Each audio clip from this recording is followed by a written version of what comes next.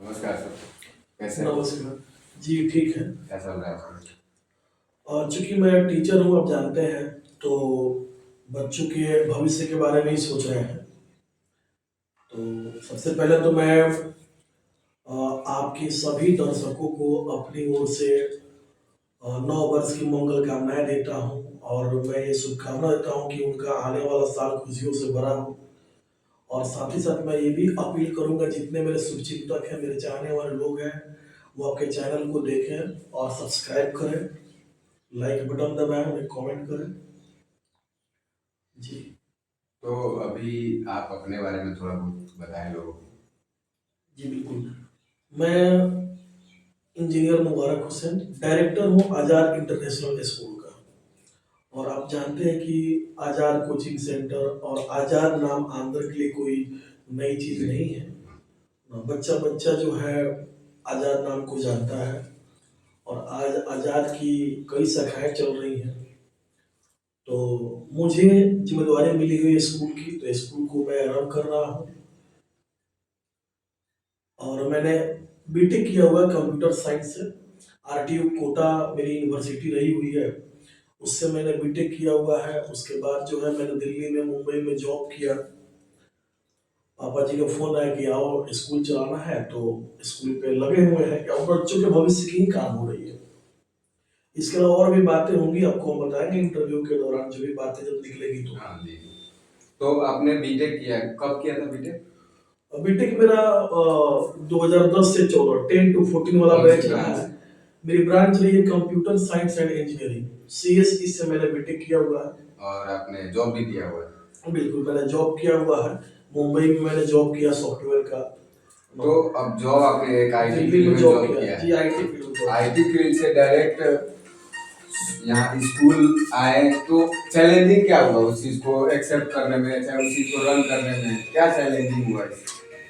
देखिए, थोड़ा-सा परेशानी तो हुई, थोड़ी-सी परेशानी हुई हमको। आईटी से एजुकेशन फील्ड में आना, लेकिन उसको मैंने काफ़ी जल्दी सीखा। इसकी वजह थी मेरे पापा जी, आप जानते होंगे पिताजी को ना। उन्होंने शुरू से, हम लोग पैदा हुए तो हम लोग बस स्कूल कोचिंग को ही देखते हैं। हाँ। तो पापा जी चूंकि 1980 से मेरे यहाँ कोचिंग चल रही है, आजाद कोचिंग सेंटर। जी, कोचिंग चल रही है। तो अब चूंकि हम लोग मैट्रिक किए हैं, इंटर किए हैं, ग्रेजुएशन जब हम करने गए, बीटेक जब मैंने किया, वहां से आया, टेक्निकल फील्ड तो हो ही चुकी थी। उसके बाद से जब मैं यहाँ पर आया, तो हालांकि मैं जो कोटा में था तो उस वक्त भी मैं पढ़ा ही रहा था, पढ़ भी रहा था, पढ़ा रहा था। तो थोड़ा सा एक्सपीरियंस तो मिलते रहता है। यहाँ पर आए तो आने के बाद थोड़ा सा माहौल यहाँ काफी चेंजिंग दिखाई दिया, क्योंकि ये विलेज एरिया, गाँव का एरिया है। और कोटा आप जानते हैं हाईटेक सिटी है। जयपुर, कोटा सब हाईटेक सिटी है। वहाँ के बच्चे अलग होते हैं, यहाँ के बच्चे अलग होते हैं। तो चैलेंजिंग हुआ, उसको मैंने धीरे धीरे कवर किया, सीखा। तो ये पापा जी का अनुभव हम लोग को फायदा मिला, ताकि हम लोग तुरंत जो है तुरंत सीखें और इस माहौल में ढल चुके हैं और आज हम लोग काफी बेहतर तरीके से एजुकेशन पे काम कर रहे हैं। अब जैसे आपने इंजीनियरिंग किया हुआ है, बाहर भी पढ़ा हुआ है, और बाहर से डायरेक्ट एक विलेज जगह पे, जैसे हमारा अंदर एक नॉर्मल रूरल एरिया है, यहाँ पे स्कूल चलाना। अब जैसे देखिए, अब यहाँ, अब जैसे यहाँ के लोग हैं तो वो स्कूल वो भी चला रहे हैं, लेकिन एक आप एक इंजीनियर रह चुके हैं और एजुकेशन बाहर की भी देखें, यहाँ पे जो आप स्कूल चला रहे हैं उसमें अपना जो अनुभव है, बाहर की जो एक्सपीरियंस है, उसको आप कैसे इस चीज में यूटिलाइज कर रहे हैं कि यहाँ पे बेहतर शिक्षा दे सके बच्चों को? बिल्कुल, यही चीज मेरी फादर से बात हुई थी। और चूंकि मैं 2016 से यहाँ पे हूँ, लगातार हूँ, तो बात हुई थी। तो आपको पता है कि मैं AIEEE भी निकाला था। AIEEE के जरिए ही मेरा जो है एडमिशन हुआ था। कोटा की गवर्नमेंट कॉलेज है, वहाँ पे एडमिशन हुआ, CS ब्रांच मिला मुझे। तो अभी AIEEE का नाम हो गया JEE मेन हो गया, JEE मेन एडवांस हो गया। तो उसके जरिए मेरी एडमिशन हुई थी, AIEEE के जरिए, रैंक अच्छी थी। तो जब हम लोग, चूंकि मैंने टेक्निकल पढ़ाई की हुई है और कोटा कोटा में पढ़ना हर माँ बाप के बच्चों का एक सपना होता है। कि हाँ मेरा बेटा कोटा पढ़े, तो बिल्कुल पापा जी ने एक अच्छा काम किया मेरे लिए कि मुझे कोटा भेजा। तो वहां गए तो वहां मैंने देखा कि लड़के कैसे पागल है नीट के पीछे, लड़के कैसे पागल है ए ट्रिपल जेई मेन एडवांस के पीछे, दिन रात चौबीसों घंटा पढ़ते हैं। और ये वाकई में एक शैक्षणिक शहर है, इसमें कोई दो राय नहीं है। आप कभी कोटा जाए, आप तो खैर आपने भी बीटेक किया हुआ है, तो वहाँ का माहौल आप जानते होंगे। तो वो चीज को मैंने देखा कैसे वो माहौल ही ऐसा हाँ। कैसे बच्चे वहां जाते हैं, जाने के बाद से कैसे उनका एडमिशन होता है, एलएन कोचिंग है, करियर पॉइंट कोचिंग है, तो उन कोचिंगों में बच्चों का एडमिशन होता है। बच्चे बेसिक से तैयारी करते हैं। अगर आप 9, 10, 11, 12 आपका फाउंडेशन यहाँ मजबूत नहीं है तो आप वहां पे कर सकते हैं मजबूत। उसके बाद वहां के टीचर लोग आपको बेसिक से सिखाते हैं। और आप देखते हैं कि हर साल आपने न्यूज देखा होगा कि जेई मेन में इस कोचिंग एलन के इतने बच्चे गए, नीट में इतने बच्चों ने सफलता पाई, तो वो प्रिपरेशन कराते हैं। मेरे पास मेरा बैकग्राउंड था पिताजी का, आजाद कोचिंग सेंटर 7 से लेकर 12 तक चलती है। तो जब हम यहाँ आए तो मैंने बात की अपने फादर से कि हम लोग 10+2 पढ़ाते हैं, तो क्यों ना जो बच्चे मेरे यहाँ 10 कर चुके हैं, 10+2 में एडमिशन ले रहे हैं, उनको हम वहीं से शुरुआत से ही हम उनको जो है टेक्निकल चीजें देना चालू करें। और 10+2 के दौरान ही उन्हें हम बताएं कि कैसे आप नीट का एग्जाम क्रैक करेंगे, कैसे आप जो है जेई मेन और एडवांस क्रैक करेंगे, और उसके बाद आप एमबीबीएस में दाखिला लेंगे। उसके बाद जो है आप बीटेक करेंगे, देश की जो एनआईटी कॉलेज है, आईआईटी कॉलेज है। तो इस पर मैंने फोकस किया। शुरुआत में दिक्कत हुई, हालांकि यहाँ के लोग चूंकि फी भी अफोर्ड नहीं कर पा रहे थे, तो मैंने नॉर्मल फी ही रखा कि उसी फीस में हम कराएंगे। और बहुत से बच्चों का जो है आप देखेंगे तो अभी 5-6 सालों में मैंने नीट एनआईटी में एडमिशन कराया। अभी कुछ बच्चे गोरखपुर एम्स से वहां से एमबीबीएस कर रहे हैं, हमारे कोचिंग के निकले हुए बच्चे। ये मेरे आने के बाद ये हुआ, हालांकि उसके पहले तो पापा जी कितने हजार बच्चों का एमबीबीएस में एडमिशन कराए होंगे, कितने लाखों बच्चे दरोगा बने, अभी कितने डीएसपी हैं, कितने एसपी हैं पापा जी पढ़ाए हुए, वो आपको जानकारी है। इमाम सर कोई परिचय का मोहताज नहीं है, उन्होंने अपनी पूरी जिंदगी एजुकेशन में दिया है, आज भी जुड़े हैं और आज भी हम लोग से अधिक मेहनत करते हैं। 1980 से एक व्यक्ति जुड़े हुए हैं, आज 24 हो रहा है, वही लेगेसी चल रहा है। जी बिल्कुल, 44 साल हो गया एक ही काम में रहते हुए। आप सोचिए, कोई इंसान लगातार 10 साल काम करता है तो उबाऊ हो जाता है, क्या हम कर रहे हैं, रोज का वही जिंदगी, रोज का वही काम, नहाओ ऑफिस जाओ, ये करो वो करो, उबाऊ हो जाता है। उनकी लेगेसी ऐसी है ना कि मुझे जहाँ तक लगता है ना कि अपने जिले की बात करें ना, ऐसा कोई घर नहीं होगा जहाँ के एक बच्चा एक बच्चा जो आज टीचर लोग पढ़ा रहे हैं ना, वो भी उनसे पढ़े हैं। उन्हीं के प्रोडक्ट है। तो ये चीज मैंने देखा, उनसे सीखा कि 44 इयर्स होने के बावजूद वो जो है उसी तरीके से आज भी मेहनत करते हैं, वही टैलेंट देते हैं। मैंने ये चीज देखा, मुझे काफी एनर्जी फील होती है उनसे, वो चीजें जब मैं देखता हूँ तो अभी देखिए 2030 में हमारी कोचिंग का अर्ध शताब्दी हो जाएगा। सोचिए 50 साल पूरा हो जाएगा। हालांकि मैं स्वस्थ रहा, मेरे घर वाले स्वस्थ रहे, तो अर्ध शताब्दी को हम लोग काफी भव्य तरीके से मनाएंगे, यूनिक तरीके से मनाएंगे 50 साल जब मेरे पूरे होंगे। तो ये चीज सोचने मुझे बड़ी खुशी हुई जब मेरा पढ़ा हुआ बच्चा जो है अभी गोरखपुर एम्स में, सब पीएमसीएच में एडमिशन ले रखे हैं बच्चे, और कुछ बच्चे जो हैं देश के हर ट्रिपल आईटी कॉलेज में है, कुछ एनआईटी में है, तो काफी अच्छा मिला। तब जाकर के जब मैंने कोचिंग पढ़ाना चालू किया तो मुझे अच्छा लगा, पापा का यही सपोर्ट मिला कि हाँ भाई तुम जो 10+2 पढ़ा रहे हो, और उसी तरीके से पढ़ाना है कि 10+2 के साथ बच्चे नीट निकाल ले, बच्चे जो है आपका जेई में एडवांस निकाल ले। तो आदमी उस पर फोकस किया। ये मैंने चलाते रहा। बाद में मेरे दिमाग में ख्याल आया स्कूल का, तो स्कूल का ख्याल आया तो वही मैंने सोचा कि क्यों ना हम उस चीज को जो हम 10+2 में दे रहे हैं उसको हम 1 से ही चालू करें, बेसिक चीजें। स्कूल बहुत है, आंगन में स्कूल है, सिवान में स्कूल है, बहुत स्कूल है। बहुत स्कूल है, लेकिन कुछ मुझे हट के करना था। मैंने हट के किया। सबसे पहले तो मैंने जो मेरे पास फैकल्टी है स्कूल में, स्कूल को मैंने 2019 में चालू किया। 5 अप्रैल 2019 को मैंने स्कूल का नींव डाला। स्कूल चालू हुई, उस दौरान स्कूल में काफी दिक्कतें आई। कोचिंग से स्कूल में आना वो अलग चैलेंज है। बहुत बड़ा चैलेंज है। कोचिंग से क्योंकि वहाँ पे स्कूल बच्चे आते हैं, वो समझदार आते हैं, उनको बस एक सब्जेक्ट पढ़ाना है। यहाँ बच्चे आएंगे छोटे छोटे, इनको मेंटली के साथ साथ ना फिजिकली और ये सारी चीजें देखना पड़ जाता तो है। कोचिंग से स्कूल में आना एक अलग चैलेंज था। अब हम सोचे कि यार बच्चे ही तो है, पढ़ाना तो है, मेरा काम है पढ़ाना। लेकिन जब स्कूल में हम आए, स्कूल में एंट्री किए, तो एक अलग माहौल दिखा। यहाँ पर बच्चों से अधिक पेरेंट्स को पढ़ाना पड़ता है। हालांकि जो पेरेंट्स हम लोग को जानते हैं वो तो समझ रहे हैं कि यानी आचार्य मतलब एक विश्वासी जगह, एक विश्वसनीय जगह। वो लोग जानते हैं, यहाँ के लोग भी जानते हैं कि हाँ मेरा बच्चा आजार में है, मतलब काफी अच्छे जगह पे है। वजह होता है कि हम लोग जो है काफी दूर तक बच्चों को ले जाते हैं। बताएंगे आपको कि कौन कौन सा काम हम चालू किए हुए हैं आए के इंटरव्यू में। तो स्कूल चालू किए, काफी चैलेंजिंग है। बच्चों को लाना, बच्चों को पढ़ाना, बच्चों की कंप्लेंट सुनना, बच्चों के पेरेंट्स से कंप्लेंट सुनना। हालांकि जो कंप्लेंट आती है उसका तुरंत हम लोग समाधान भी करते हैं।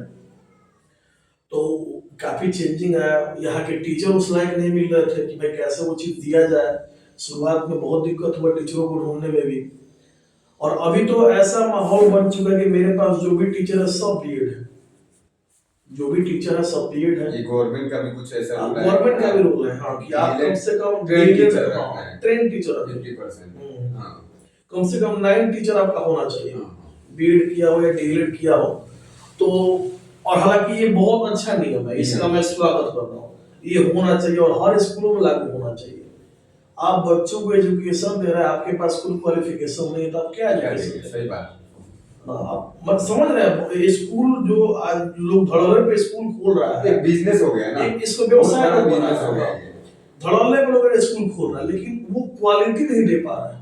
क्वालिटी कहाँ से मिलेगी? आप इंटर पास लड़कियों को रख रहे हैं, हाँ, अब उनको सैलरी भी आप उसी हिसाब दे रहे हैं। वो क्या पढ़ाएंगे? जो इंटर पास करके आएंगे वो 10th क्लास के बच्चों को क्या पढ़ाएंगे? जी जी बिल्कुल। तो इसी बात को हम अभी आए करने वाले थे कि मैंने धड़ल्ले से लोग स्कूल डाल दे रहे हैं, हाँ ये स्कूल ये स्कूल, लेकिन बच्चे को हम दे क्या रहे हैं? बच्चे का आधा बेस तो वही कमजोर कर दे रहे हैं।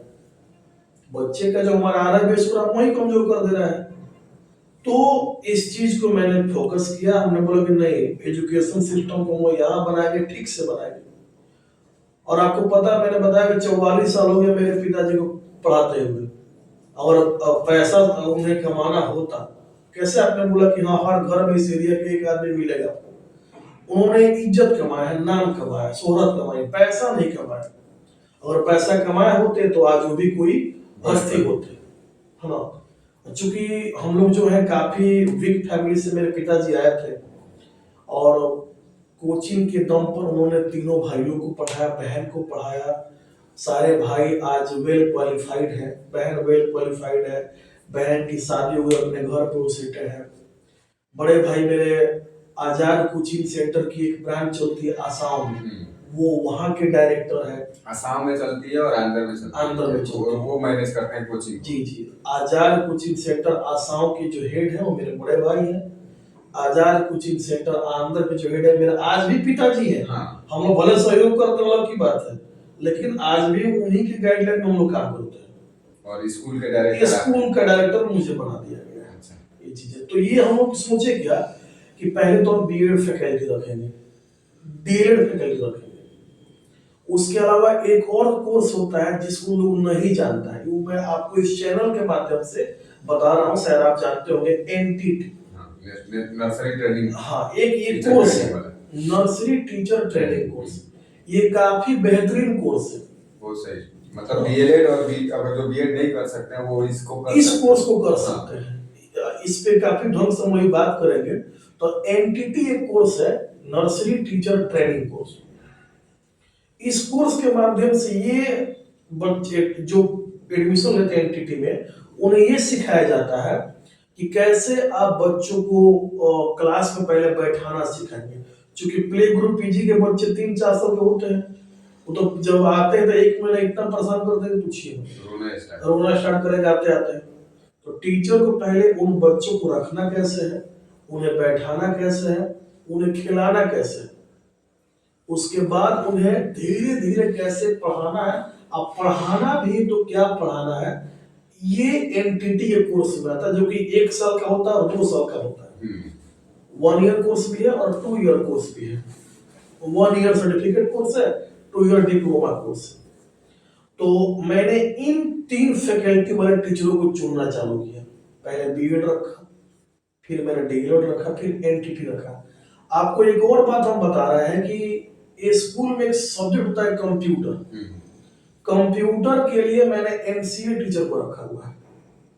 कंप्यूटर पढ़ाने के लिए मैंने जो एमसीए किया हुआ मैंने उसको रखा है। ऐसा नहीं कि हम किसी को कहें कि आप कंप्यूटर पढ़ाओ।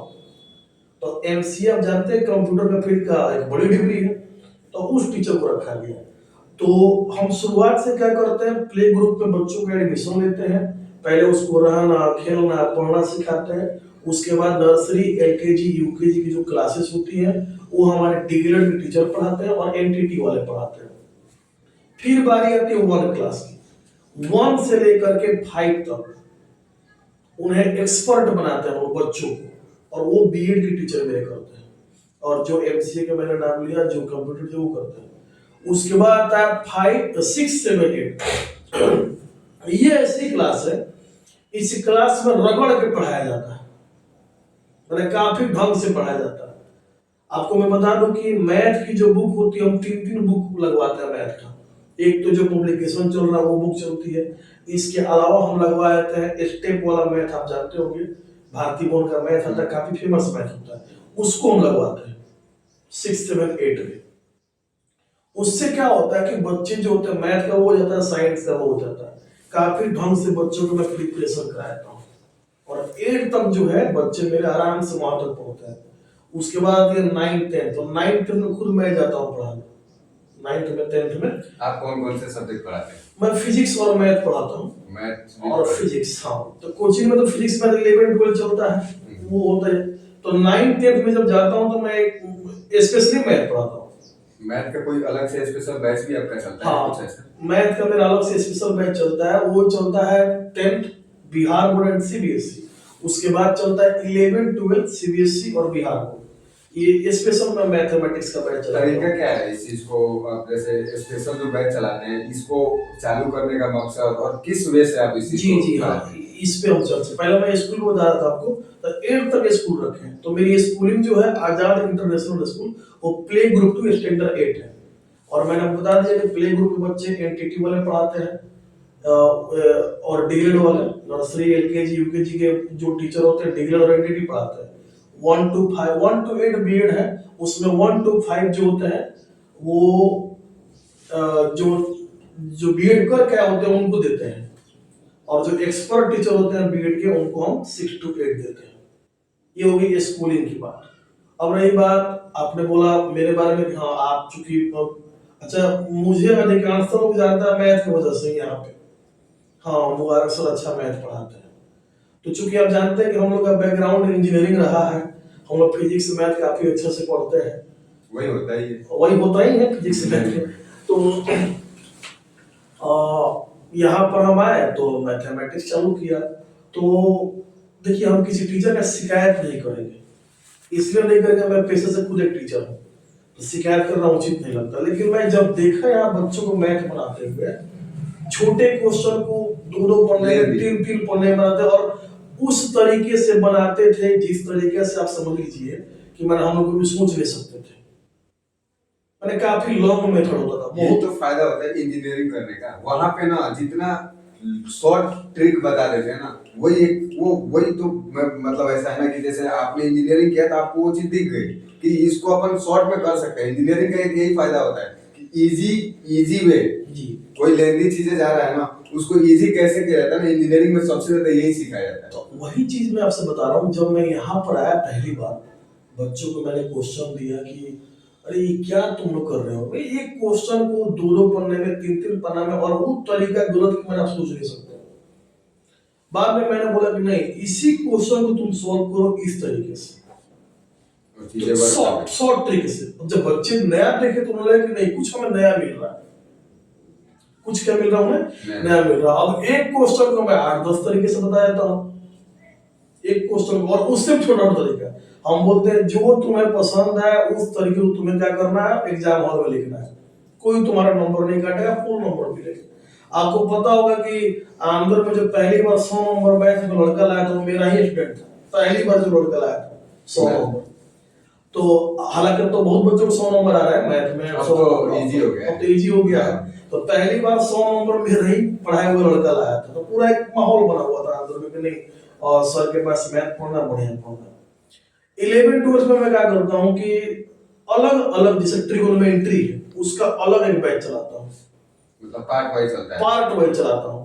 मतलब जो मतलब जैसे ट्रिगोनोमेट्री हो गया, ये एल्गोरिथम, सबका अलग अलग पार्ट वाइज पढ़ाते हैं। एक्चुअली हम करते क्या है ना कि मेरे पास जो मैं कोचिंग चलती है तो कोचिंग में तो हम पढ़ाते हैं, जो मुझे पढ़ाना है वो मैं पढ़ाता हूँ। इसके अलावा मेरा जो अलग बैच चलता है उसमें क्या होता है कि जितनी कोचिंग है अंदर बाजार की उसके बच्चे मेरे पास मैथ पढ़ने आते हैं। जैसे मान के चलिए कि 1 मिनट में आपको रोकूंगा, किसी बच्चे को केवल मान के चलिए ट्रिगोनोमेट्री में दिक्कत है तो आके आपसे क्लास कर सकता है, ट्रिगोनोमेट्री की क्लास कर सकता है। वही बता रहा हूँ कि जैसे कोचिंग तो मेरा अलग चलता है, मैथ की जो स्पेशल क्लास चलती है उसमें क्या होता है कि जितनी आंतरिक कोचिंग है या आसाम के जितने आसपास लोकल कोचिंग है उसके बच्चे मेरे पास स्पेशली मैथ पढ़ने आते हैं। 1 घंटा का मेरा स्पेशल क्लास चलता है। तो उसमें क्या कर दिया मैंने कि जैसे ट्रिगो है तो ट्रिगोनोमेट्री का एक अलग बैच बना हुआ है, तो बच्चे आते हैं स्पेशली ट्रिगो का फीस जमा करते हैं और ट्रिगोनोमेट्री पढ़ता है। उसी तरह आपका कैलकुलस है तो कैलकुलस आता है, कैलकुलस का अलग पढ़ता है। कैलकुलस बच्चे ज्यादा पढ़ते हैं, इसका वजह ये होता है कि बिहार बोर्ड में क्या है कि 44 मार्क्स से कैलकुलस कर दिया है, तो बच्चे ये सोचते हैं। अब चूंकि बिहार बोर्ड में 12th के एग्जाम में और मैं आपको बता रहा हूँ कि 2 चीज नया ऐड किया हुआ है, जो हम लोग पढ़ते थे वो अलग था, अब नया अलग हो गया है। अब क्या कर दिया कि 100 मार्क्स का ऑब्जेक्टिव कर दिया है मैथ्स में। अब उसमें ये करना है कि आपको 50 मार्क्स का ऑब्जेक्टिव करना है। अच्छा, मतलब 100 में 50, हाँ 100 क्वेश्चन रहेंगे और 50 करना है। तो मतलब चीजें पहले से इजी कर रहा है या फिर इजी कर रहा है, इजी कर रहा है, पहले से बहुत इजी कर रहा है। हम लोग के टाइम तो ऐसा कुछ नहीं था, 20 नंबर का था। और उसके बाद क्या है कि जो आपका थ्योरी एग्जाम है उसमें भी ऐसा ही कर दिया है, उसमें भी क्वेश्चन दे दिया है और उसमें हाफ ही क्वेश्चन कर ऑप्शन दे रहा है। हाँ ऑप्शन दे रहा है कि आप इतने क्वेश्चन आपको इतना करना है, और हम लोगों में क्या था कि हम लोग जो दिया वही करना था। अब आ रहा है तो अच्छी बात है, नहीं आ रहा तो गया, नहीं आ रहा तो गया। अब बच्चों के पास ऑप्शन है कि हाँ इतने क्वेश्चन है आपके पास और आपको क्या करना है कि जो आपको अच्छा लग रहा है आप करिए, तो इजी वे है। हालांकि ऐसा होना चाहिए, हम सरकार के फैसले का विरोध नहीं कर रहे हैं, ऐसा होना चाहिए, मेरिट बनना चाहिए, है ना। और जिस तरह सीबीएसई का रिजल्ट आता है उस तरह बिहार बोर्ड का रिजल्ट अब आ रहा है और ये अच्छा है। मतलब पहले तो 80% देखने को मिलता था, कहीं जब कहीं कहीं मिल गया तो 80%, आज के डेट में तो 80 तो नॉर्मल से हो गई है। तो ये इसका फायदा है, ये इसका मतलब बेनिफिट्स है जो मैंने आपको बताया। और हम लोग समय क्या था, कथन कारण अलग होता था, मैचिंग करने वाला अलग होता था, फिल इन द ब्लैंक अलग होता था, अब ये सब बंद हो चुका है। अब क्या ऑब्जेक्टिव क्वेश्चन है, रिटन का अलग क्वेश्चन है ना, लॉन्ग क्वेश्चन अलग है, तो बच्चे आराम से करते हैं, रिजल्ट अच्छा आता है और उनका रिजल्ट भी अब सीबीएसई के बराबर जा रहा है। तो उसके लिए मैंने क्या किया, स्पेशल बैच बना रखा है, सेट थ्योरी का अलग बैच है और पूरा कॉन्सेप्ट वाइज पढ़ाया जाता है। ऐसा नहीं कि नॉर्मली गया और 1-2 क्वेश्चन, पूरा कॉन्सेप्ट वाइज तो आपको ढंग से जो सेट थ्योरी है, चाहे कोऑर्डिनेट ज्योमेट्री है, चाहे ज्योमेट्री है, चाहे आपका कैलकुलस है, चाहे प्रोबेबिलिटी है, चाहे स्टैटिक्स है, उसका मैंने अलग अलग बैच बना रखा है और उसकी अलग अलग मैंने फीस भी रख रखी है। और नॉर्मल फीस, हाई फीस नहीं है, जो फीस हम लोग पे करके कोटा में पढ़े वो फीस नहीं है, नॉर्मल फीस है, मुश्किल से 1000 रुपए 1500 रुपए फीस है और उसी चीज में हम पढ़ा रहे हैं। इसका वजह है कि मेरे फादर बोले थे एक बार कि पैसे का शोषण नहीं करना है, एजुकेशन देना है। आज तक वो यही दे रहे हैं, आज तक वही दे रहे हैं और हम लोग को यही सिखाते हैं कि पैसे का शोषण नहीं करना है, क्योंकि मिडिल परिवार के लोग आंध्र में, आंध्र का जो एरिया है ज्यादा धनवान एरिया तो है नहीं, यहाँ पर अधिकांश लोग मिडिल परिवार के हैं और मिडिल परिवार के बच्चों को हम लोग क्या करते हैं, एजुकेशन देते हैं। तो नॉर्मल फीस रखा गया, कोई हाई फीस नहीं रखा गया है।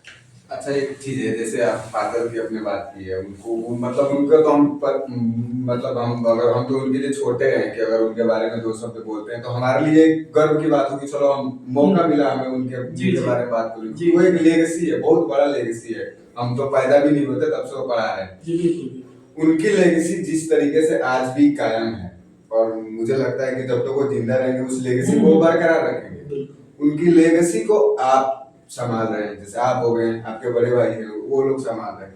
इसको बैलेंस करने में और उस चीज को मैनेज करने में कितना मेहनत करना पड़ता है कि वो चीजें उनके बराबर तो नहीं लेकिन उनके आगे इर्द गिर्द अपन रहें, जिससे उनके जो लेगेसी पे कुछ फर्क ना पड़े। इसमें आपको कितनी मेहनत करनी पड़ती है, क्या दिक्कतें आती है इस चीज में? देखिए, दिक्कतें शुरुआत में बहुत ज्यादा आई थी, जैसे मैं बताया आपको, और हम लोग उस दिक्कत से बहुत जल्दी सीखे भी।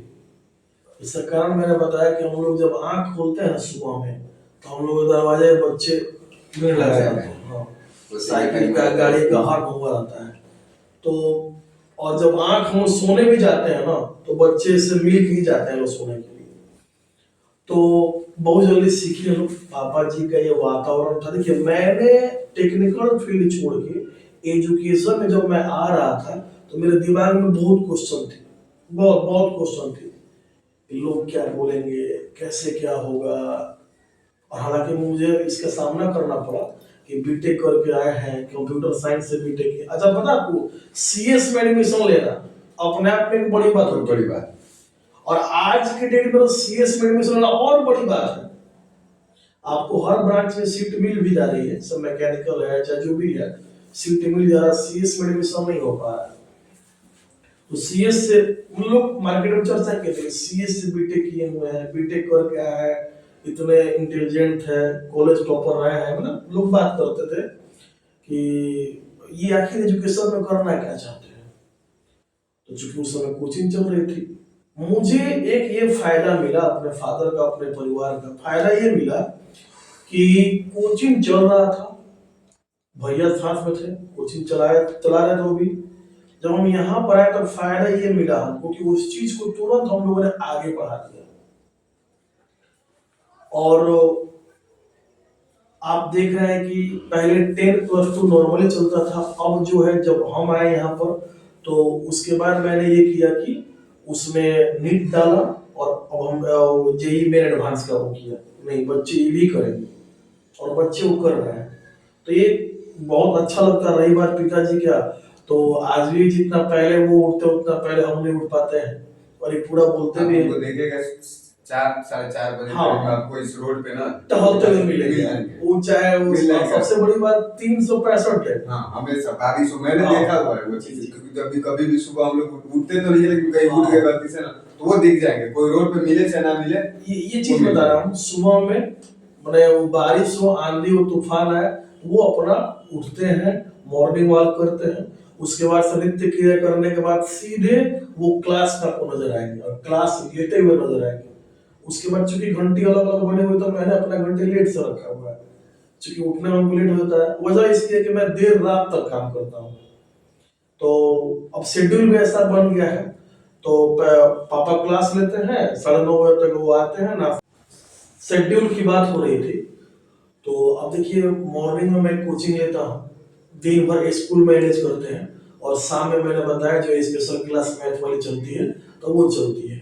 उसके बाद से 1-2 घंटा आदमी ऑफिस में काम करता है, क्या हुआ क्या नहीं हुआ, कल क्या करना है, सब सेटअप करने के बाद हम लोग जाते हैं अपना सोना वगैरह के लिए।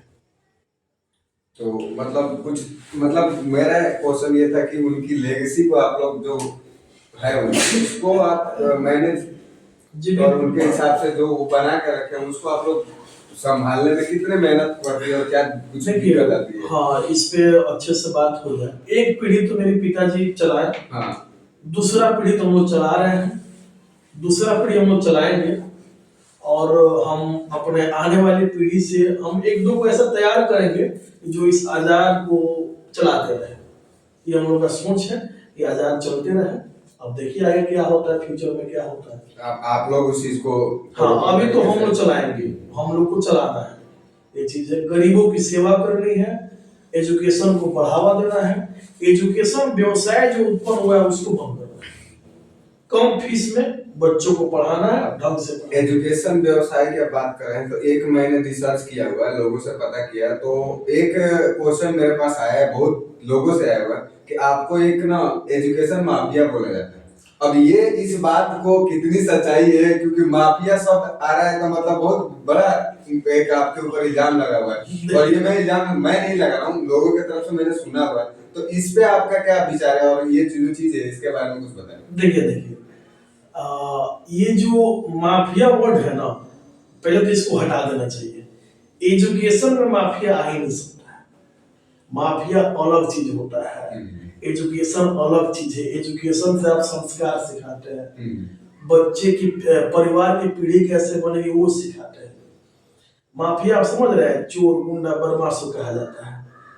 लोग तो का ये माफिया शब्द अगर मान लीजिए कोई बोल रहा है तो कुछ सोच समझ के बोल रहा होगा, तो इसके पीछे का रीजन क्या है कि आपको ऐसे बोला जाता है कि आप एजुकेशन माफिया है? इसके पीछे का रीजन क्या बताया जाए। लोग का अपना अपना सोच होता है, लोग का अपना अपना सोच होता है। लोग बोलते हैं ना, अब लोग के सोच को तो हम नहीं बदल सकते हैं। हाँ, मैं स्ट्रगल करता हूँ, आप देखते हैं सुबह से लेकर के रात तक स्ट्रगल होता है। मैं ही नहीं, मेरे बड़े भाई करते हैं, मेरे पिताजी करते हैं। हाँ, ये जरूर हो सकता है कि हाँ किसी बच्चे के एडमिशन में दिक्कत होती है तो हम एक दो कॉल कर देते हैं, और जहाँ करते हैं वो लोग हम लोग का सम्मान करते हैं, सम्मान करके बच्चों का एडमिशन कर देते हैं, बच्चों का एडमिशन कर देते हैं। तो हायर स्टडी के लिए, हाँ, हायर स्टडीज के लिए, वो चाहे कोई भी कॉलेज हो, चाहे कोई यूनिवर्सिटी हो, आदमी बात करता है तो वहाँ एडमिशन हो जाता है। वजह होता है कि वो लोग जानते हैं कि भाई लोग भी एजुकेशन से जुड़े हुए हैं। अब लोग इसको अलग अलग एंगल से देख लेते हैं तो उसको हम लोग क्या कह सकते हैं। लेकिन हाँ, हम यही बोलेंगे कि एजुकेशन से माफिया नहीं जुड़ना चाहिए। शिक्षा अलग होता है, माफिया अलग होता है। ये तो गलत बात है ही है। वैसे मेरा पूछने का यही मतलब था कि ये जो चीज है वो कितनी सच्चाई है इस चीज में।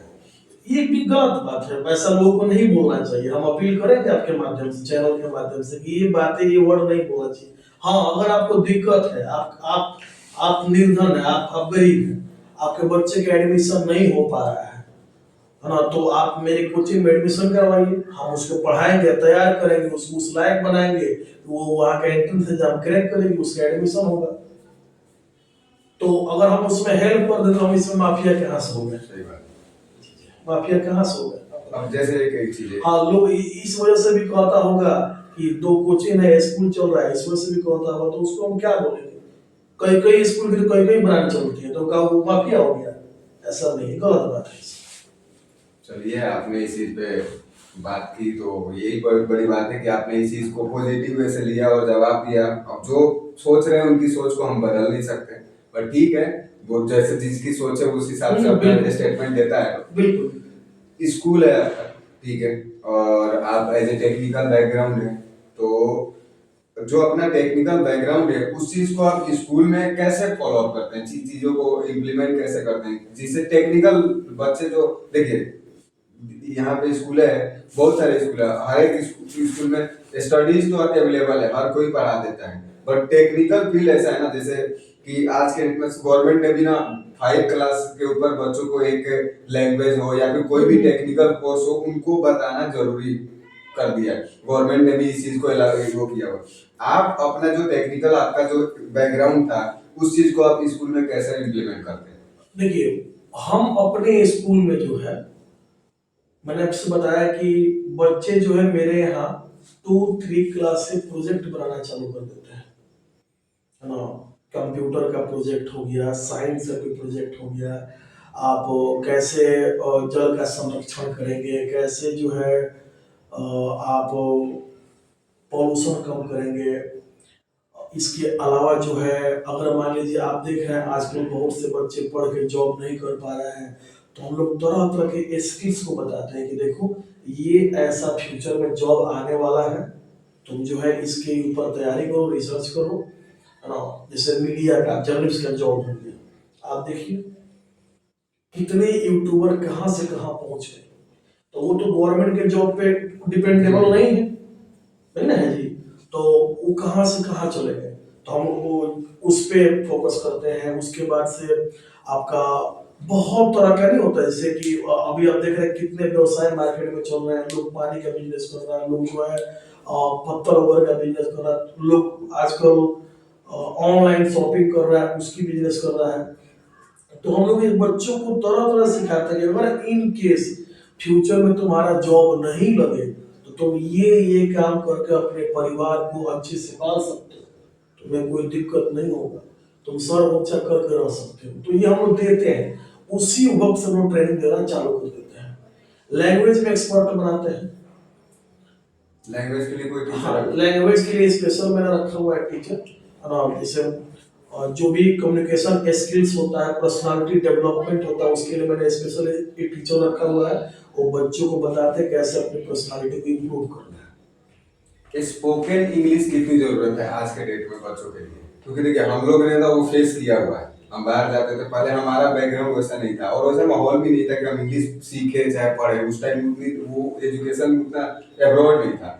अभी के डेट में स्पोकन इंग्लिश कितनी जरूरत है इस चीज के लिए, और बाहर के लिए चाहे यहाँ के लिए भी स्पोकन इंग्लिश कितनी जरूरत है? देखिए, मूल रूप से हम लोग बिहार के रहने वाले हैं और बिहार के डीएनए में ये है कि वो लोग जो है, आपको बता दिया कि यहाँ के लड़के जो होते हैं मैथ और साइंस में बहुत तेज होते हैं, इसमें कोई दो राय नहीं है। आप देखते हैं कोई बच्चा आएगा तो आराम से मैथमेटिक्स की प्रॉब्लम को सॉल्व करता है, साइंस की प्रॉब्लम को सॉल्व करता है, या अगर टॉपिक मिलते तो उस पर आराम से डिस्कस करता है। आपने बोला इंग्लिश का, ये समस्या तो है, ये गंभीर समस्या, इस चीज को देखा जा रहा है।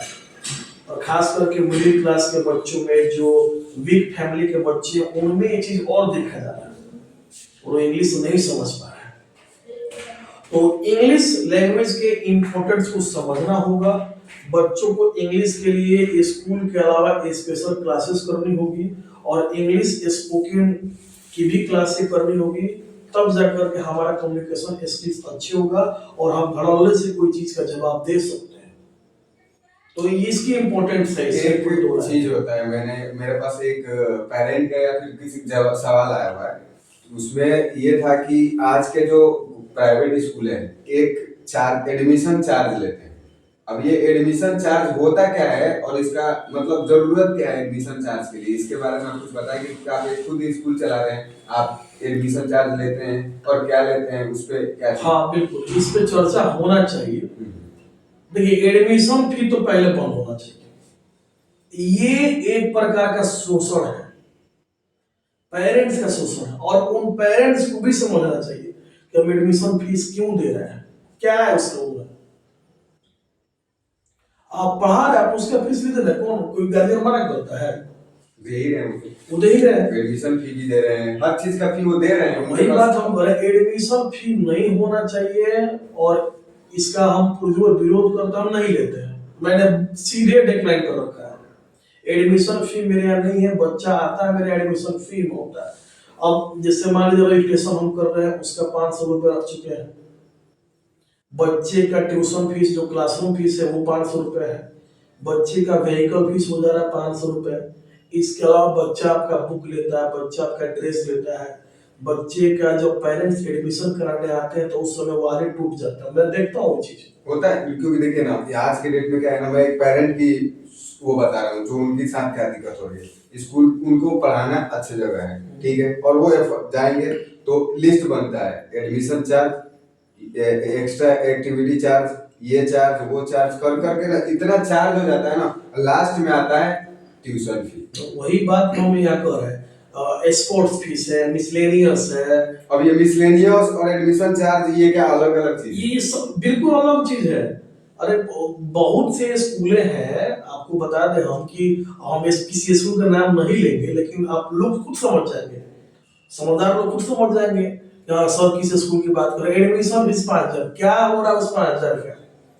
आप सोचिए, अगर हम फीस जमा कर रहे हैं, बच्चों का ड्रेस ले रहे हैं, किताब लोग वैसे 5000 हो गया, आप प्लस कर दिए 5000 रुपये, उसके बाद मिसलेनियस है, उसके बाद मिसलेनियस अभी अलग है, तो स्कूल डेवलपमेंट फीस अलग है। ये नहीं होना चाहिए। आप एजुकेशन अगर आप एक बहुत बड़ा व्यवसाय कर रहे हैं, चलिए मान लीजिए जिसके पास है वो दे रहा है, जिसके पास नहीं वो कहाँ से देगा?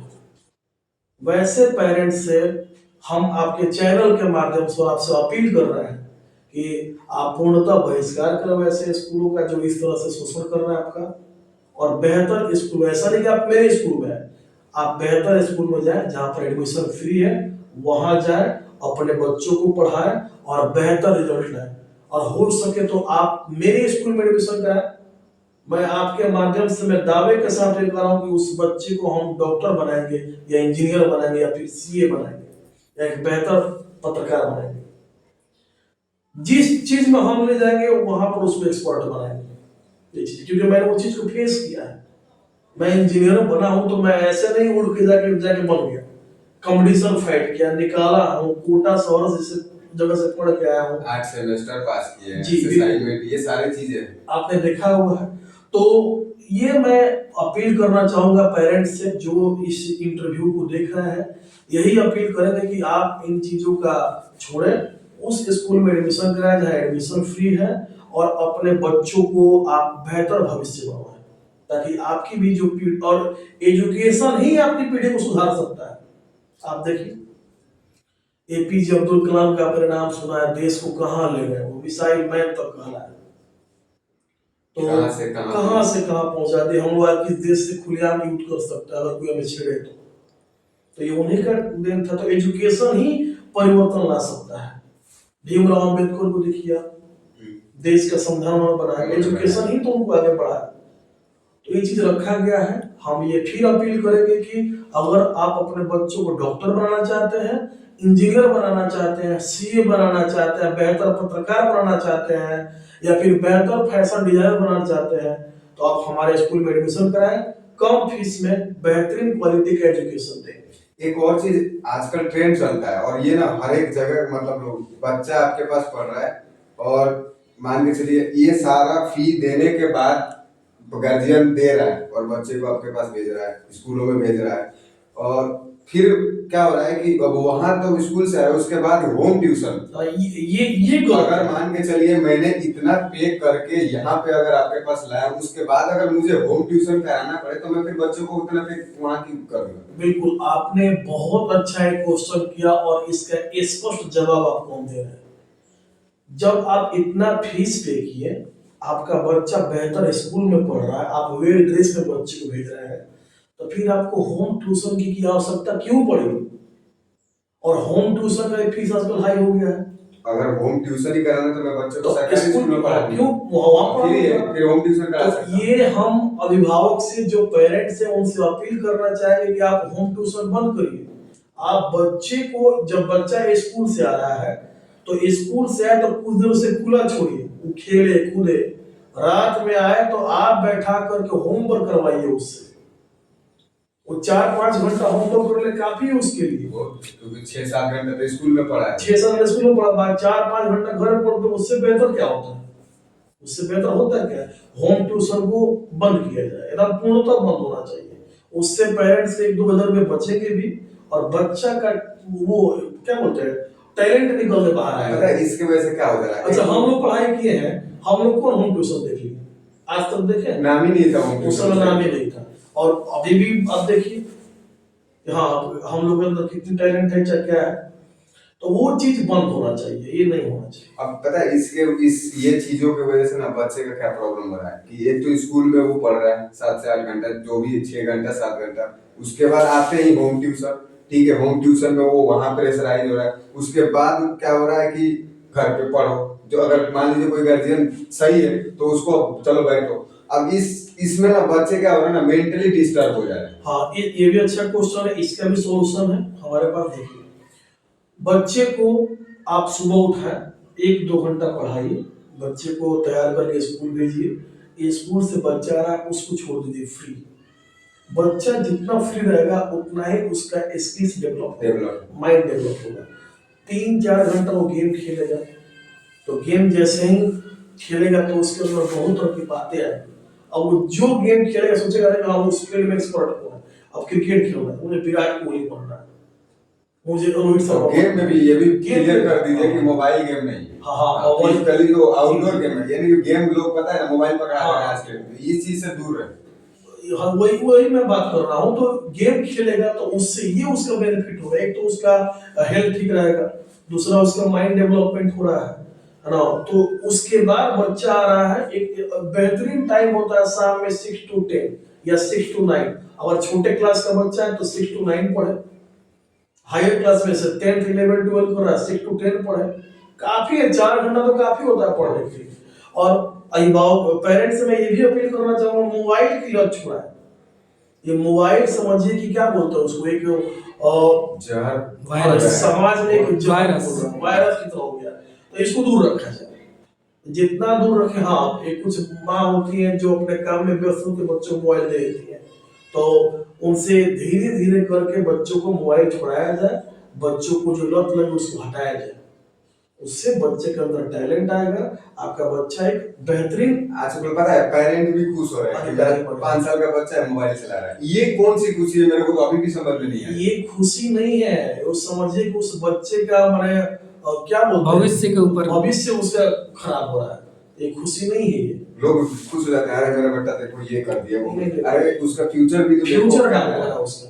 आप पहले स्कूल में पढ़ाएं, हाँ जो प्रोजेक्ट मिल रहा है मोबाइल फोन उस समय इस्तेमाल कर रहा है तो ठीक है, लैपटॉप इस्तेमाल कर रहा है तो ठीक है, कंप्यूटर आपका इस्तेमाल कर रहा है ठीक है, उस समय तक ठीक है, कुछ देर के लिए ठीक है।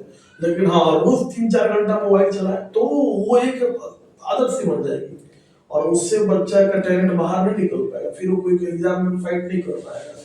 तो मोबाइल फोन चलाए तो उसका सदुपयोग करें, उसका दुरुपयोग नहीं करें।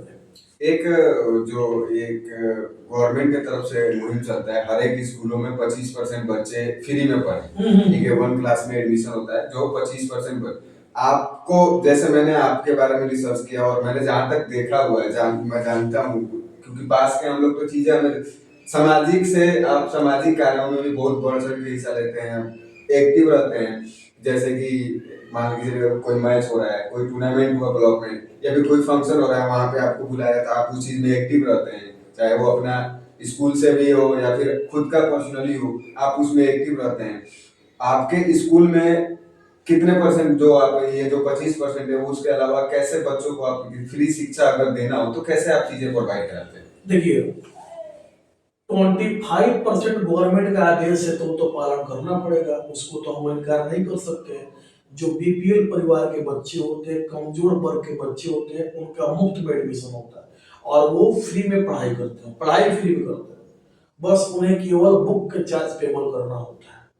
तो ये एडमिशन हर साल मार्च में चालू होती है। ये जो चालू एडमिशन आप लोग लेते हैं, तो इसमें कुछ क्राइटेरिया करते हैं कि ये सब, क्योंकि मैंने ना बहुत जगह देखा हुआ है और ये चीजें होता है, ये रियलिटी है, जो अगर कोई माने ना माने, बट मुझे पर्सनली ये चीज मैंने रिसर्च किया हुआ है। फ्री में वही बच्चे पढ़ते हैं जो आपके पास टीचर पढ़ रहे हैं उनके बच्चे होंगे, 80% वही बच्चे होते हैं कि जैसे कोई टीचर पढ़ा रहा है स्कूल में, उनके जो बच्चे हैं वही आईटी में जाते हैं। ये 90-80% बच्चे ऐसे ही निकलते हैं। तो आपका ऐसा है, और इस पे अगर है तो क्या चीज? जी बिल्कुल बता रहे हैं। देखिए, 25% बच्चे जो गवर्नमेंट का आदेश हम लोग एडमिशन लेते हैं, कोई भी पेरेंट्स जो बीपीएल में आते हैं, आपके चैनल के माध्यम से अपील कर रहे हैं कि वो बच्चों का अपना एडमिशन करा सकते हैं लाके। अगर मेरे पास सीट अवेलेबल है तो हम एडमिशन जरूर करेंगे, उसमें हम किसी की पैरवी में नहीं सुनते हैं। सीट अवेलेबल है, आपके बच्चे का एडमिशन होगा। इसके अलावा आपको हम बता दें कि वो तो है, हम अपनी ओर से, जैसे कोई विधवा औरत होगी, हमारी माँ बहनें कोई विधवा हो जाती है, तो उनके जो बच्चे होते हैं, उन बच्चों को हम पूर्णतः फ्री ऑफ कॉस्ट में पढ़ाते हैं, पूर्णतः। यहाँ तक कि बुक हम खुद देते हैं, ड्रेस हम खुद देते हैं, या हमारे जो सैनिक हैं बॉर्डर पे शहीद हो जाते हैं, उनके बच्चों का भी एडमिशन हम फ्री में करते हैं, फ्री में करते हैं, फ्री में उन्हें पढ़ाते हैं। जब तक वो मेरे पास पढ़ते हैं उन्हें हम फ्री में बुक देते हैं, फ्री में ड्रेस देते हैं। तो ये हमने रखा हुआ है। अगर कोई अनाथ बच्चा, उसके माँ या बाप दोनों नहीं है या दोनों में से कोई एक नहीं है, उस केस वाले बच्चों को मैंने फ्री में रखा हुआ है। ड्रेस अपनी ओर से फ्री में देते हैं, किताब फ्री में देते हैं। उससे क्या हो जाएगा, बच्चा पढ़े, कहीं तो नाम लेगा ना कि हाँ आजाद के सर मुझे पढ़ाए थे और आज मैं हूँ। ऐसे पिताजी मेरे मार्केट में चलते हैं, चाहे वो मार्केट में चलते हैं, आप देखिएगा कि बच्चे पैर छू के प्रणाम करते हैं। हम लोग किसी हॉस्पिटल में जाते हैं तो डॉक्टर उठ के बैठ जाते हैं, ये सम्मानित तो, और यही तो हम लोग को चाहिए, और क्या चाहिए। तो हम यही अपनी ओर से हम ये सेवाएं दे रहे हैं और देंगे, हमेशा देंगे। और हम आपके चैनल के माध्यम से भी बात बोलना चाहेंगे कि अगर ऐसा कोई बच्चा है या दर्शक कोई देख रहा है तो वो दर्शक लाए, एडमिशन कराए, हम बिल्कुल वैसा। अभी एडमिशन चालू हो गया? बिल्कुल एडमिशन मैंने ओपन कर रखा है। आज चूंकि 25 क्रिसमस डे है, 25 से लेकर 25 दिसंबर से लेकर के पूरे मार्च तक एडमिशन हम फ्री में लेंगे, पूरे मार्च तक फ्री में लेंगे। उसके बाद नॉर्मल जो चार्ज होती है वो ले जाती है, लेकिन एडमिशन फीस नहीं ली जाएगी। एडमिशन चार्ज की पूर्णतः बहिष्कार है आपकी तरफ। तो वैसे बिल्कुल। आपके क्या, मुझे जहाँ तक लगता है ये चीज जो मैंने लिस्ट की है ना, उसमें बहुत ऐसी लिस्ट है ना, मेरे पास वो चीज नहीं है। वो मेरे पास बच्चों केवल ट्यूशन फी लगता है, व्हीकल फी लगता है, आप जो बुक लेते हैं उसका फी पे करते हैं। उसके अलावा आपको बता दें कि जो आपका ड्रेस वगैरह है, मैंने ड्रेस को तो मार्केट में दे रखा है कि जाइए आप कोई से एक और होता है स्कूल डेवलपमेंट फी, मतलब स्कूल आपका है, आपने बनवाया हुआ है, बच्चों से आप डेवलपमेंट फी किस चीज का ले रहे हैं? ये बड़े बड़े स्कूल करते हैं, हम वो नहीं करते हैं और ये भी हम कभी करेंगे भी नहीं, ये हम कभी करेंगे भी नहीं।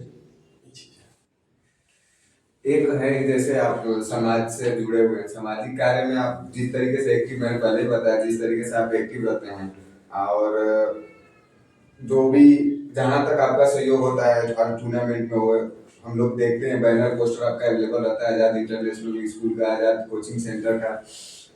फ्यूचर में कहीं आपको पॉलिटिक्स ज्वाइन करने की वैसा तो नहीं है ना? क्योंकि सामाजिक कार्यकर्ता आज के डेट में बहुत, जितने भी सामाजिक कार्यकर्ता है ना, जो यही सोच से आ रहे हैं ना कि हमें पॉलिटिक्स करना है, हमें आगे राजनीति करना है, तो क्या मुबारक सर भी पॉलिटिक्स ज्वाइन करेंगे? नहीं, बिल्कुल नहीं। देखिए जैसे पीछे भी आपका मतलब फैमिली बैकग्राउंड भी ऐसा रह चुका है, इसके पहले भी आपके फादर, आपके मदर मतलब मुखिया का आप दावेदार भी रह चुकी हैं, तो बिल्कुल बिल्कुल आपका एक क्वेश्चन ठीक है। हो सकता है अब इस पे अभी खुल के बात कर ले रहा है।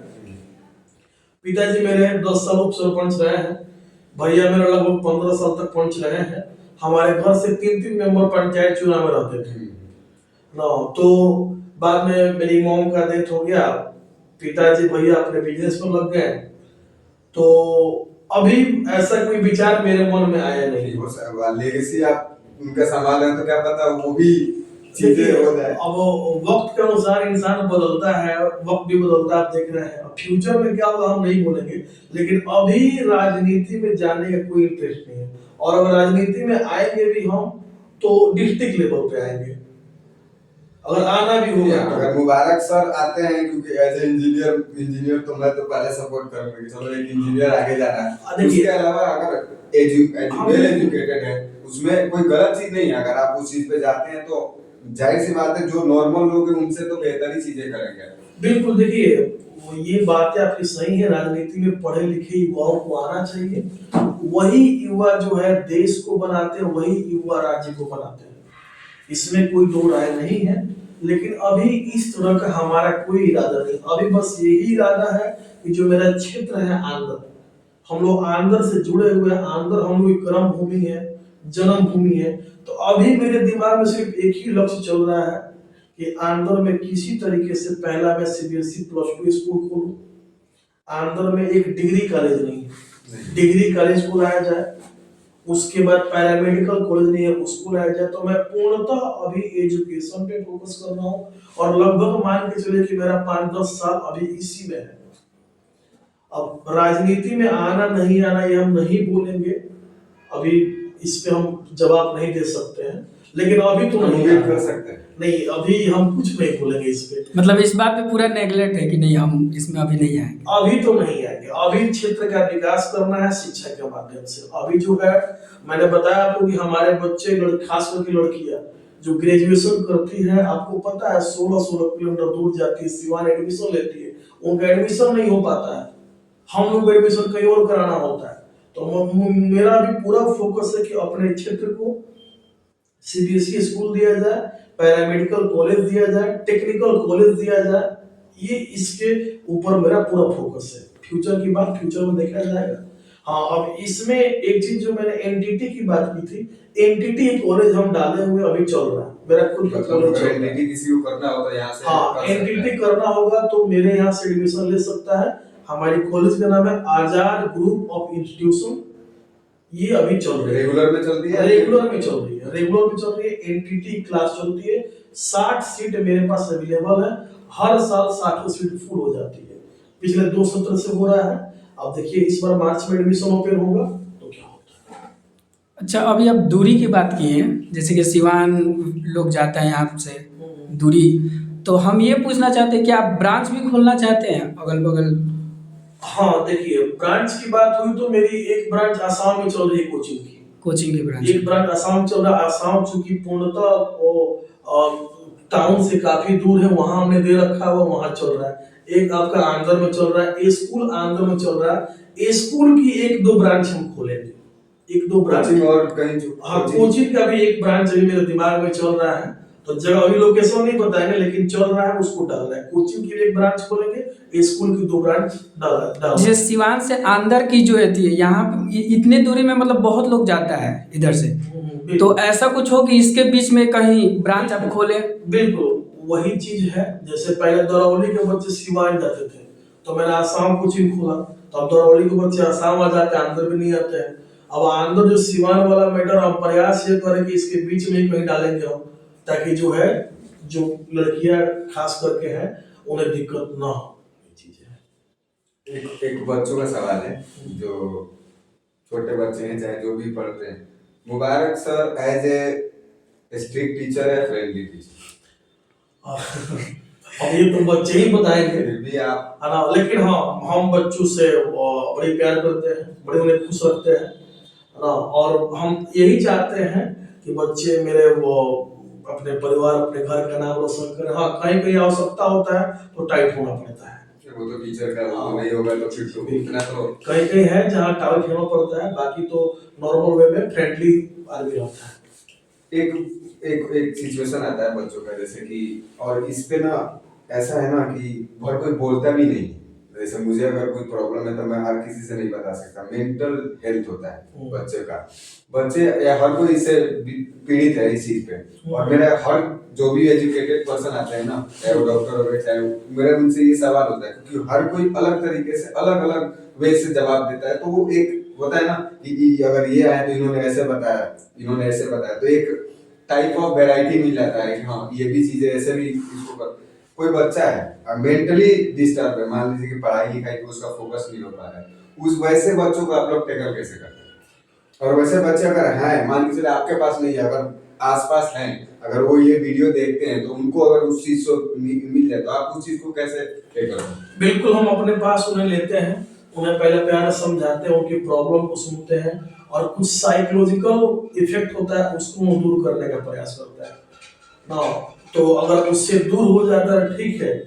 हमने बहुत प्रयास किया था, कुछ ऐसी बातें हो जिसको हम कैमरा के सामने नहीं बोलते हैं, वो हम लोग करते हैं, बच्चे को ठीक करते हैं, उसके बाद जो है उसे एजुकेशन देते हैं, उससे वो एक बेहतर इंसान बनाते हैं समाज में। एक एक एक नारा चलता है, बेटी बचाओ बेटी पढ़ाओ। बेटा बचाओ बेटा पढ़ाओ क्यों नहीं चलता है? एज ए टीचर आप इसी पे जवाब दें। हाँ बिल्कुल, क्योंकि आज के डेट में मुझे लग रहा है ना कि बेटियों से ज्यादा बेटों को बचाना पड़ेगा। अब ये मेरा पर्सनली सवाल नहीं है, क्योंकि सिचुएशन जिस हिसाब से है ना, वो अभी अतुल आनंद का एग्जांपल मैं आपको देता हूँ। उस बंदे ने सुसाइड किया, एक आईएएस थे, उन्होंने भी सुसाइड किया, और दोनों का केस ऐसा ही है कि वो फैमिली चीजें, उनके पर्सनल रिलेशन ही हुई है। तो अब इस चीज पे कितना जरूरी हो गया कि अब बेटी बचाओ बेटी पढ़ाओ के साथ साथ बेटा बचाओ और बेटा पढ़ाओ। देखिए जैसे लोगों का ये भी होता है कि इकोनॉमिकली लोग बहुत ज्यादा डिस्टरबेंस होता है, लेकिन उन लोगों का इकोनॉमिकली कोई डिस्टरबेंस नहीं था। बिल्कुल बिल्कुल, इस ये बात हो रही है, जैसे आपने बोला बेटी बचाओ बेटी पढ़ाओ। पहले हालांकि इस नारा से बहुत फायदा हुआ है, और हमारी जो माँ बहनें थी, जो बेटियां थी, आप देखिए कहाँ कहाँ से निकल के साइकिल से कहाँ कहाँ पढ़ी, और बहुत अधिकारी बनी, पुलिस फोर्स में है, आज एयर फोर्स में है, हर जगह पे है, आईएएस है। तो वो एजुकेशन से ही दूर हुआ, समाज में बहुत कुरीतियां थी, उस चीज से वो लोग फाइट करना सीखी। आप देखिए कितने केसेस कम सुनाई दे रहा है नहीं इस नारा से। वो तो हो गया, उस नारा से उनको तो उनको फायदा। और कहीं ना कहीं लड़कों के साथ ना जाती हो रही है। बिल्कुल बिल्कुल नहीं, जाति तो नहीं हो रही है, लड़के आगे रहे हैं आप जानते हैं, और परिवार का ही फोकस था, मेरा बेटा आगे बढ़ा। आपने बोला जाति हो रही है, तो हम इस चीज पे यही बोलेंगे कि थोड़ा सा पेशेंस लड़कों को रखना पड़ेगा। हाँ प्रेशर आती है उनके ऊपर, नो डाउट, ये बिल्कुल प्रेशर है, फैमिली प्रेशर रहता है, माँ बाप का प्रेशर रहता है, उनका करियर का ही प्रेशर रहता है, तो उसमें उन्हें पेशेंस रखना होगा, और पेशेंस रखने के बाद वो धीरे धीरे अपने आप को डेवलपमेंट कर सकते हैं। तो जो आपने बोला बेटा पढ़ाओ और बेटा बचाओ अभियान, पढ़ाओ तो ठीक है, पढ़ते हैं बच्चे, पर बचाओ पे भी थोड़ा सा फोकस देना पड़ेगा। तो यही मैंने बताया कि एजुकेशन ही उन्हें दूर कर सकता है, एजुकेशन से ही दूर हो सकते हैं वो लोग, और इसके अलावा और क्या बताया जाएगा। एजुकेशन दिया जाए, परिवार और गार्जियन से भी अपील किया जाए कि ज्यादा फोकस नहीं करना कि मेरा बच्चा इंजीनियर ही बनेगा, डॉक्टर ही बनेगा। लड़का जो कर रहा है उसको करने दिया जाए, उसके दिमाग में क्या चल रहा है उसको करने दीजिए, आप उसमें हेल्प करिए, वो जरूर आपके परिवार का, आपका गांव का नाम रोशन करेगा। ये चीजें हैं।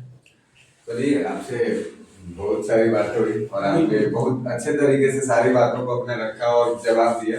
बिल्कुल बिल्कुल, बहुत अच्छा लगा आपसे बात करके, और आपने जो समय दिया, अपने कीमती समय, उसके लिए आपको बहुत बहुत धन्यवाद। जाते जाते कुछ दो शब्द जनता के लिए और हमारे जो व्यूअर्स हैं, बच्चे हैं आपके जो देख रहे हैं, उनके लिए भी कुछ। बिल्कुल, हम यही कहना चाहेंगे कि हमारे परिवार के लिए और आजाद ग्रुप के लिए शिक्षा व्यवसाय नहीं है, शिक्षा शिक्षा है। हम लोग एजुकेशन दे रहे हैं, और हमारे इंस्टीट्यूट से जो गरीब बच्चे हैं, मिडिल क्लास के बच्चे, चाहे हायर क्लास के बच्चे हैं, उन्हें हम एक समान फीस लेते हैं। कोई बच्चा अगर फीस देने में असमर्थ है तो उसका एडमिशन हम मुफ्त में करते हैं। इसके अलावा आपको हम बता दें कि हमारी जो ब्रांच चलती है, मैंने बताया आसाम में कोचिंग है, आंध्र में कोचिंग है, स्कूल आंध्र में है, कॉलेज आंध्र में है, ये चल रहा है। जो एडमिशन लेना चाहता है, आपके चैनल के माध्यम से अगर कोई बच्चा आके एडमिशन लेगा तो बिल्कुल उसका फीस में 50% छूट करवाएंगे। ये मैं अब मेरे तरफ से लाइव आप लोग के लिए है, जितने भी हो सकते हैं आइए और एडमिशन अपने। देखिए, मैं किसी पार्टिकुलर स्कूल का सपोर्ट तो नहीं करूंगा, लेकिन आपको जहां बेहतर शिक्षा मिलती है ना, जो चीजें बेहतर है, आप वहां एडमिशन कराइए। ये एडमिशन चार्ज ये हर कोई जूझ रहा है, लेकिन बोल कोई नहीं रहा है, ठीक है, क्योंकि पेरेंट इस चीज से जूझ रहे हैं। आप पहले जाइए और चीजें देखिए, 10 स्कूलों में जाइए, चीजें पता करिए, जहां आपको सही लगे आइए। सर ने भी बताया, सर ने तो डायरेक्ट ही बोला कि मैं एडमिशन चार्ज नहीं लेता हूँ, मेरा ये चार्ज नहीं है। आप जाइए एक बार आजाद इंटरनेशनल स्कूल में, पता करिए जो बोल रहे हैं वो सही है, कितनी सही है। अगर आपको सही लगे एडमिशन लीजिए और अपने बेहतर, क्योंकि देखिए एजुकेटेड लोग ही ना एजुकेशन दे सकते हैं, और इनके पास वो चीजें है, डीएलएड टीचर रखे हुए हैं, कोर्सेज भी चीजें करा रहे हैं। एक बार एक मौका दीजिए। हमारे जो वो इमाम सर है, जिनका जो एक लेगेसी है, उसको आप देख के एक बार जाइए, मौका दीजिए। मैं भी यही कहूंगा कि आप लोग मौका दीजिए। बहुत बहुत धन्यवाद।